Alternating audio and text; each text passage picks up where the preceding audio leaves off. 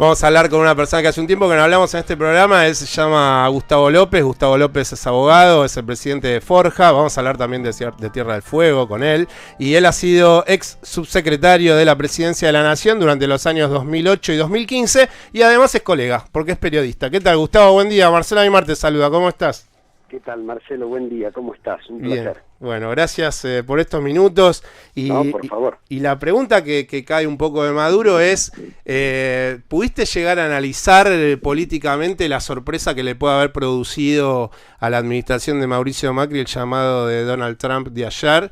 Y además de eso, bueno, un poco se suma a esta explicación de la Argentina durante el kirchnerismo o los gobiernos de Cristina Fernández no estaba insertada en el mundo, y parece que eso no ocurre, porque a veces el pragmatismo le gana más a las lógicas políticas que desde un discurso intenta bajar un dirigente o un líder como fue Mauricio Macri. A ver, por un lado, vos me parece que mencionás la palabra clave, pragmatismo. Digo, las relaciones internacionales tienen que ver hoy por hoy con el pragmatismo, y el pragmatismo tiene que ver con los intereses. Esto es, Estados Unidos a través del Fondo Monetario, pero además por una cuestión geopolítica, lo que trata es de llevarse lo mejor posible con los gobiernos latinoamericanos. Después viene una disputa o una discusión de cuál es la actitud de esos gobiernos latinoamericanos respecto a Estados Unidos en el sentido de sumisión total o mantener también desde un punto de vista pragmático las relaciones que hay que mantener con la autonomía que significa la soberanía de los estados. Entonces, no entender esto en política exterior es lo que le ocurrió a Macri, más allá de que él se montó sobre 4 o 5 eslogans, y uno de ellos era la falta de inserción de Argentina en el mundo o el aislamiento, que en realidad no había ningún aislamiento en cuanto a comercio internacional. Hubo un aislamiento en cuanto a endeudamiento externo, producto primero del default y después, en todo caso, de los fondos buitres, pero también había una decisión política del gobierno de no ir a tomar crédito a los organismos internacionales porque era una manera de llevar adelante un programa de gobierno. Lo que Macri llama inserción en el mundo, la verdad que es el pensamiento del siglo XIX, la distribución internacional del trabajo. Argentina productor de productos primarios y los países centrales que nos compraban la lana y nos vendían los pulóveres. Digo, eso es viejísimo. Digo, eso es de cuando reemplazamos la corona española por la sumisión a Inglaterra. Por eso digo, atrasaba 100 años esa idea. Y un dogmatismo que la verdad que nos ha hecho daño porque, digamos, y Irigoyen decía, los hombres son sagrados para los hombres, los pueblos son sagrados para los pueblos. Argentina rompió 100 años de tradición internacional, de no injerencia en los asuntos internos de otros países, con una cancillería que la verdad que de lo único que se tendría que haber ocupado fuerte es del tema Malvinas y entregó, digo, de manera vergonzosa la cuestión Malvinas, no solo no reivindicando, sino firmando... sí, bueno, dándole las áreas de explotación a empresas que van a poder explorar y explotar, o sea... Exactamente, digo, y estamos hablando de la Antártida, digo, ¿por qué le interesa a los ingleses Malvinas? Por la Antártida. Sí, Forador y Duncan, básicamente le estamos diciendo a la audiencia... Exacto. El acuerdo Forador y Duncan, digo, lo firma el gobierno, y bueno, terminó siendo bochornoso, sí, tuvimos una política exterior bochornosa, bueno, Macri se dio un baño de realidad, no solo con las elecciones, sino también pensar lo siguiente, no solo ahora lo saluda Trump, primero lo saluda la gerenta del Fondo Monetario Internacional, digo, es lo primero que sucede. Hubo una carta de Merkel también, se dice. Exactamente, bueno, entonces, digo, automáticamente es así, después cada uno tiene que defender sus intereses, digo, cada país tiene que defender el suyo. Merkel querrá vendernos cosas, nosotros querremos que venderle cosas a ella, pero lo primero que hace es el respeto a la autonomía de los pueblos. Gustavo, la relación que tenés con Alberto es de muchos años, y ayer yo pensaba un poco en paralelismo, y te invito a este juego, porque también en la semana se recordó los 36 años del comienzo de Raúl Alfonsín al frente de los destinos de la nación, y en ese acto en donde se recordaba a Raúl, y además de eso, bueno, lo que sucedió con la llamada ayer de Donald Trump, yo pensaba, digo, bueno, en su momento Raúl Alfonsín tuvo un viaje a Estados Unidos en medio de una situación bastante similar en cuanto a deuda, ¿no?, del país, y se encuentra con Ronald Reagan en la Casa Blanca, y bueno, y tiene un discurso un tanto duro. Yo era muy chiquito, pero bueno, he leído sobre ese momento histórico de la Argentina.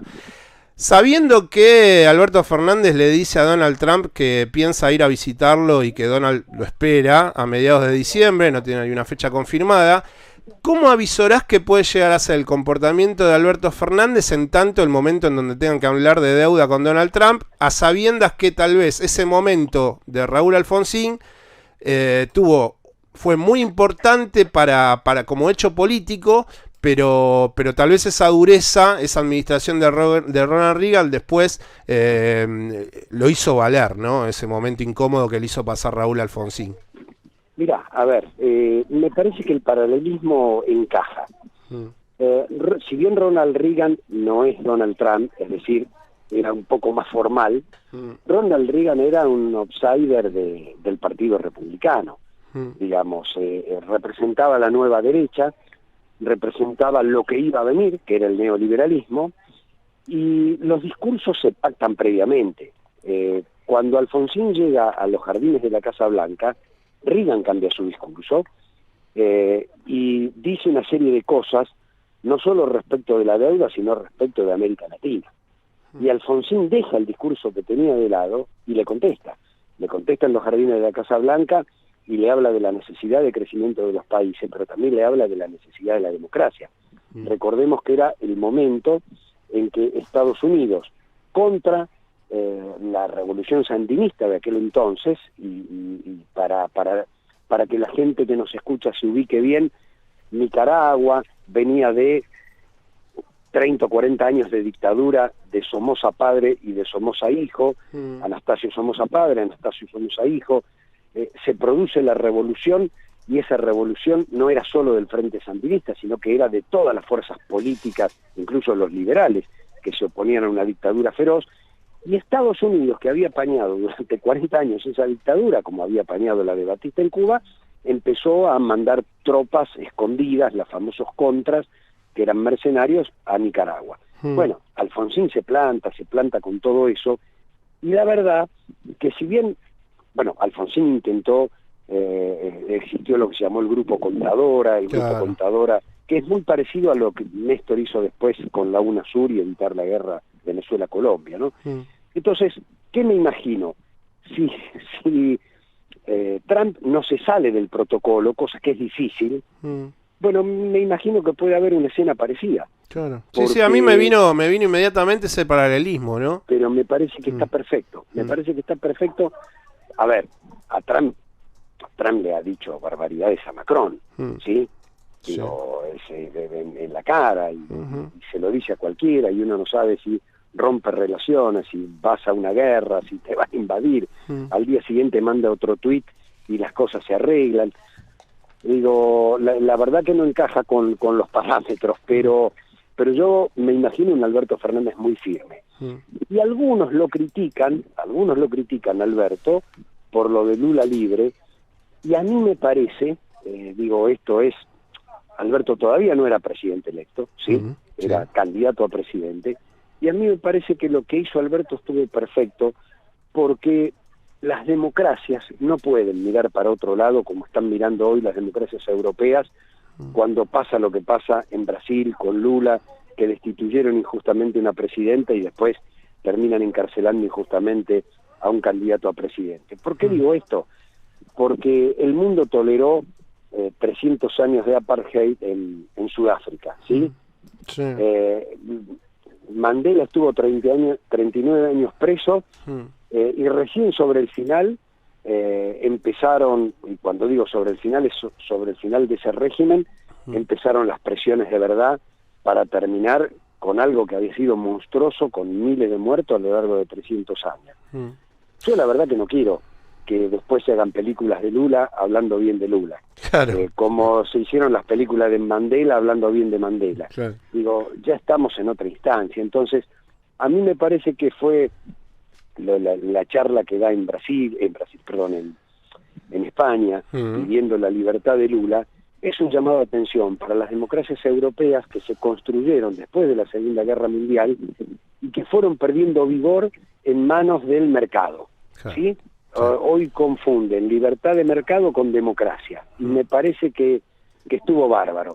Cuando ya sos presidente, tenés que hacer otras cosas, pero me parece que marcó la cancha a esas democracias que se olvidaron hace tiempo de la defensa de los derechos humanos, cuando no lo coinciden esos derechos humanos con la libertad de mercado que ellos pregonan. Hay una construcción, y me acordé de vos en ese momento, cuando fue el discurso de Carlos Berna en La Pampa, una semana antes de que terminaran este proceso electoral, y Carlos Berna mirándola a los ojos a Rosana Bertone, para mí creo que diciéndole algo y no diciéndoselo, dice, bueno, en algún momento yo también dije, saliendo de una reunión del Consejo Federal de Inversiones, que había algunos peronistas que estaban más cerca de Macri que de Perón, y esto me sirve de puente para que nos expliques un poco cuál es la construcción que está llevando adelante Forja, porque Forja fue la agrupación política que estuvo siempre atrás de la militancia de Gustavo Melella. Gustavo Melella hoy es el actual gobernador de Tierra del Fuego. Tengo entendido que tiene una imagen muy buena dentro de la provincia y quería un poco que nos contases cómo fue el derrotero de esa construcción política del candidato de esta provincia que es tan importante y tan cara a los sentimientos porque es la que queda más al sur del mundo. Sí, mira, Gustavo Melella había sido electo en el año 2007 intendente de Río Grande por el radicalismo. Sí. Y luego se acercó, como todo radical progresista, al gobierno de Cristina porque coincidía políticamente con lo que estaba haciendo el gobierno nacional, con lo que se había hecho con Néstor, y obviamente el radicalismo más conservador lo termina expulsando de sus filas. ¿Sí? Nosotros que estábamos en la misma posición nos conocemos y hace 6 años comenzamos a trabajar juntos y él consigue su reelección en el 2011 como candidato de Forja. Digamos, retiene por 54% de los votos la intendencia de Río Grande. Eso podría ser anecdótico. ¿Quién es Melella? ¿O qué hizo Melella? Melella es una persona que fue hermano salesiano, es decir, una categoría similar a la de sacerdote para la Iglesia Católica entre los salesianos. Fue 10 años rector del Colegio Rural Salesiano que existe en Río Grande y 10 años más tarde llega a la intendencia. Melella, a modo de ejemplo, digo, la salud pública de la provincia estaba deteriorada, construyó 5 centros de salud, incluso de alta complejidad, desde el municipio de Río Grande en Río Grande. Construyó gimnasios, piletas de natación, centros de rehabilitación, resolvió el problema de la tenencia precaria de la tierra, expropiando la tierra de algunas estancias y construyendo los barrios de la margen sur. Hoy todos los barrios de Río Grande están construidos en casas donde el título de propiedad es de la gente, es decir, y esas casas tienen agua corriente, tienen cloacas y tienen electricidad. El colectivo es el más barato de toda la Argentina porque está subsidiado por el municipio y llega a todos los barrios. Digo, ese es Gustavo Melella. Y desde allí construyó fue consecuente entre lo que pensaba y lo que hacía. Entonces, esa consecuencia, perdón, me equivoqué las fechas, 2011 es elegido por primera vez y reelige en el 2015, como Forja. Me fui 4 años para atrás. Y Gustavo Melella es consecuente con esto, y cuando en el 2015 Bertone, a quien habíamos apoyado para la elección, en el 2015, de golpe el día que asume, se va para otro lado, empieza con un ajuste brutal. Bueno, lo que él hace es estar en contra del ajuste. Digo, Rosana Bertone asume y le congela el salario a los empleados públicos, le descuenta plata a los jubilados, le descuenta plata a los empleados públicos. Bueno, ahí fue el momento en donde nosotros lo conocimos a Gustavo, porque me parece que la construcción a nivel nacional empieza a surgir cuando se avisora ese desmantelamiento de lo que es el aparato industrial de Río Grande, ¿no? Bueno, en ese momento, Bertone acompaña a Macri, Bertone dice que Macri es el mejor presidente, el que mejor ha distribuido la coparticipación, lo acompaña al Vaticano, digamos, aplica un ajuste feroz en la provincia y él no lo hace en Río Grande. Obviamente hay peleas personales, ella le boicotea junto con el gobierno de Macri la construcción de la planta potabilizadora de agua potable, él la termina pagando con la plata del municipio, digo, a ver, después le meten una denuncia feroz que lo querían fuera de carrera y meterlo preso, digo, pasaron cosas muy desagradables, que no correspondían a la política, pero además había una profunda diferencia política entre un intendente que venía de Forja, que además había acompañado a Cristina y qué sé yo, que ya lo conocía Alberto, y seguía aplicando políticas nacionales y populares, y además la reivindicación de Malvinas. Digo, mientras Bertone declaraba visitante ilustre de Aranguren, Melilla, junto con 30.000 personas, porque se juntaron 30.000 firmas, le metí un amparo contra los aumentos tarifarios. Bueno, obviamente cuando llega la elección, gana en primera vuelta Melilla. Bertone es la única gobernadora peronista que perdió. Digo, hay 3 gobernaciones que cambiaron de signo político.